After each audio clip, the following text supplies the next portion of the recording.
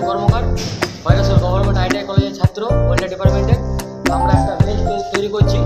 তো আমরা প্রথমে একটা পাইপগুলোকে যে মাপ নিয়ে কেটে নিয়েছি, তারপর ওয়েল্ডিংয়ের কাছে যেটা ওয়েল্ডিং করেছি, তারপর গ্রাইন্ডিং কাছে কাটিং করে বিট করে এখন গ্রাইন্ডিং কাছে ঢেকে তারপর এটা পেন্ট করা হবে। পেন্ট করে তারপর প্লাই দিয়ে সেটা complete।